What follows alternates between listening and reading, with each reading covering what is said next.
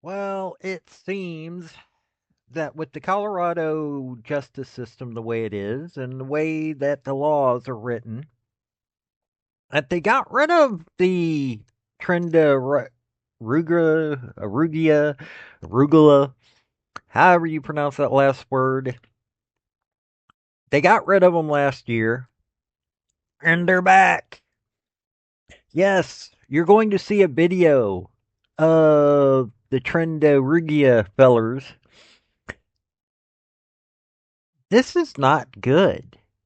Seriously. And especially the simple fact of that you're not supposed to call ICE. No, it's state law. They are not allowed to call ICE. You've got violent criminal migrants trying to take over another apartment building, but you can't call ICE. Yep. And technically, by the way that the law is written, you may not be able to call FBI or DEA or ATF or any of them. Yes, that's the silliness of this. And I kind of like Aurora. I passed through there. I knew two guys in boot camp. Or no, they weren't in boot camp. They were in my MOS school. When I was in the Marine Corps, one of them was I went to boot camp with one of them, and we both ended up in the same MOS school. And the other fella showed up there at the MOS school, and they both played soccer. Both were from Aurora, Colorado. They told some amazing stories about the place, and I went through Colorado and got to pass through there. I liked the place. I'm not enjoying seeing that this is happening. I don't know if the guys that I was in the Corps with are back home or if they're still there, but I don't want to see people going through this. So, yeah. Also, I'm making a push to get to my 500 subscribers on YouTube and getting my hours on YouTube. So if you can help me out there, or if you're on Rumble, hey, I appreciate you folks on Rumble. Hit like, hit subscribe on there as well, if you don't mind. So let's get you this clip. Howdy, y'all. This is Paul, the Redneck Thinker. What we have here is a channel to communicate. I want you folks to be thinking by the time you leave my videos. Why? Because I'm tired of people talking via what other people tell them to think. So, watch my video and enjoy the chance to think for yourself. I'm going to kind of give you the details of why you're here, what this is about, and I think once you see some of the video that we have prepared for you, you're going to kind of have an understanding. Again, before I get started into that, I just want to reaffirm that without question, Aurora has turned a corner. Aurora is an incredibly vibrant city. It's an incredibly active city, and it's an incredibly safe city. And I want that to be very, very much out in the front of this discussion. Crime is down, but why crime is down also? There's challenges, and challenges that remain that the Aurora Police Department is addressing.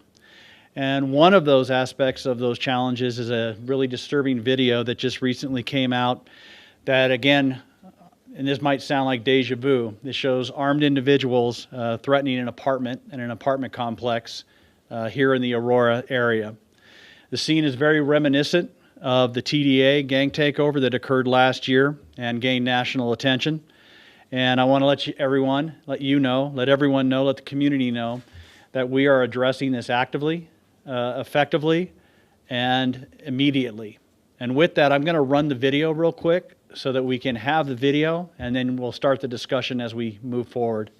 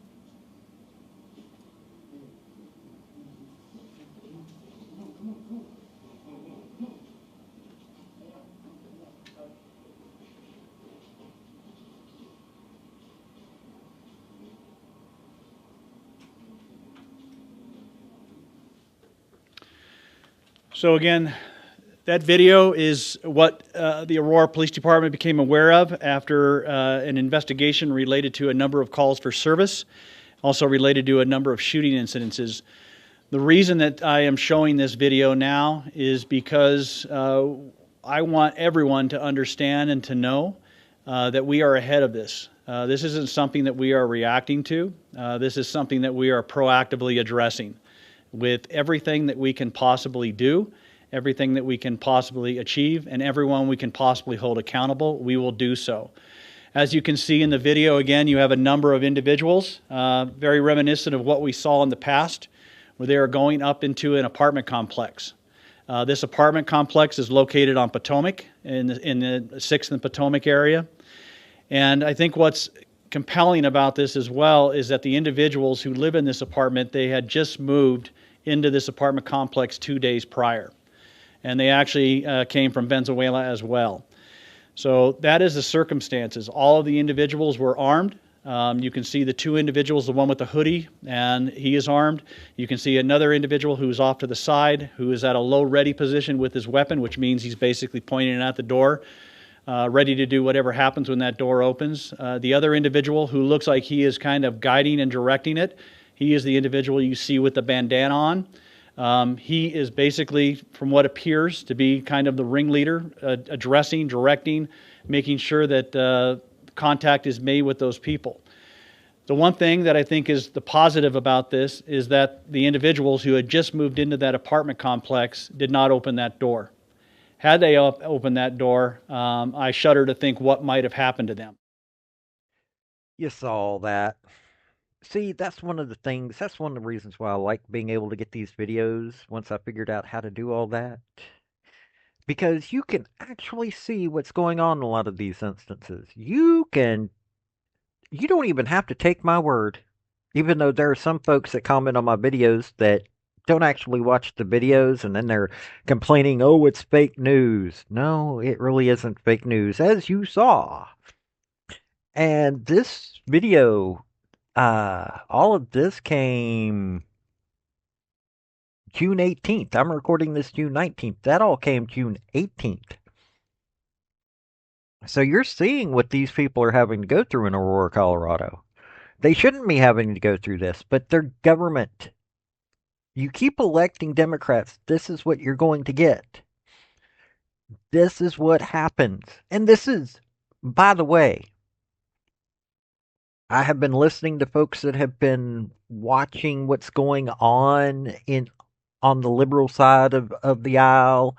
They've been listening to the debriefs from the folks that ran the No Kings riots and stuff like that. This is they want you to literally not do anything. I don't care who you vote for because they're going to keep having these riots and these protests. I have to admit, not all the protests were turned into riots, but they're going to keep having them, and they're thinking they can keep growing because if they keep doing this, nobody's going to listen to the right side of the aisle because, well, the left are the ones that are actually doing things that they can see and are making news and headlines and everything. So if the right doesn't get out there and do anything, if they just go, oh, we want Trump to save us, and they don't actually do anything, and they in any way, shape, or form, there's no counter protest and there's no protest for, getting rid of these folks, they're going to win. This is their belief. This is how they see it. These communist groups, these socialist groups, and these Democrat groups, all three are basically the same thing at this point.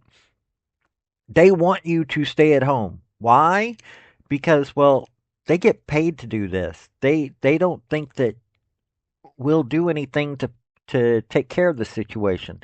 So I just thought you might want to hear that bit of it because this that you just saw is going to keep growing because they're being protected by people who don't think that conservatives are going to do anything about it.